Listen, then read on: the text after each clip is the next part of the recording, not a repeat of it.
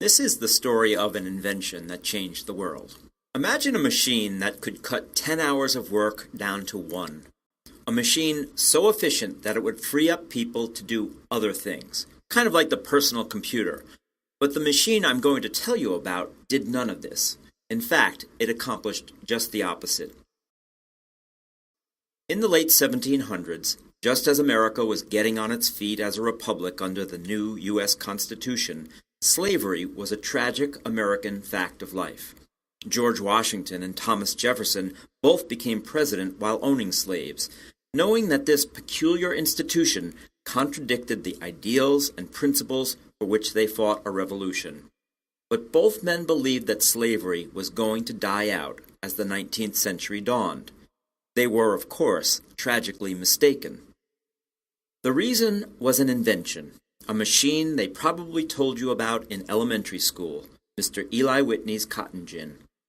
A Yale graduate, 28-year-old Whitney had come to South Carolina to work as a tutor in 1793. Supposedly, he was told by some local planters about the difficulty of cleaning cotton. Separating the seeds from the cotton lint was tedious and time-consuming. Working by hand, a slave could clean about a pound of cotton a day. But the Industrial Revolution was underway, and the demand was increasing. Large mills in Great Britain and New England were hungry for cotton to mass-produce cloth. As the story was told, Whitney had a eureka moment and invented the gin, short for engine. The truth is that the cotton gin already existed for centuries in small but inefficient forms.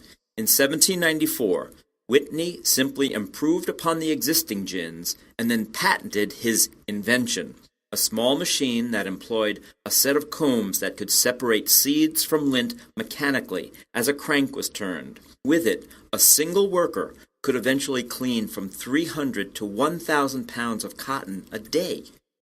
In 1790, about 3,000 bales of cotton were produced in America each year. A bale was equal to about 500 pounds. By 1801, with the spread of the cotton gin, cotton production grew to 100,000 bales a year.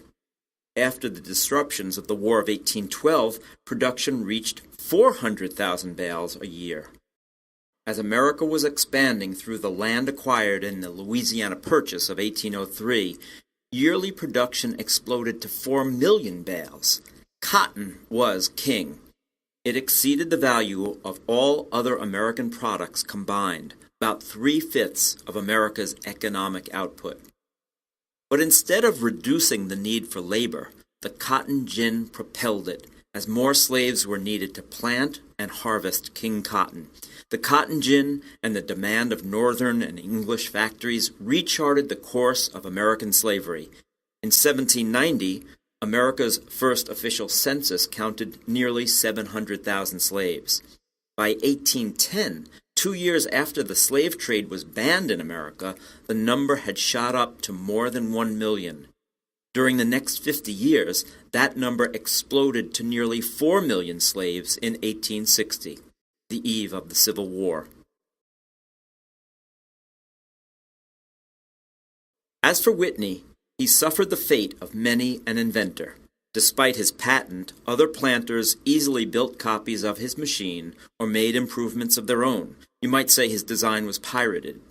Whitney made very little money from the device that transformed America. But to the bigger picture and the larger questions, what should we make of the cotton gin? History has proven that inventions can be double-edged swords. They often carry unintended consequences. The factories of the Industrial Revolution spurred innovation and an economic boom in America. But they also depended on child labor and led to tragedies like the Triangle Shirtwaist Fire that killed more than 100 women in 1911. Disposable diapers made life easy for parents, but they killed off diaper delivery services. And do we want landfills overwhelmed by dirty diapers? And of course, Einstein's extraordinary equation opened a world of possibilities. But what if one of them is Hiroshima?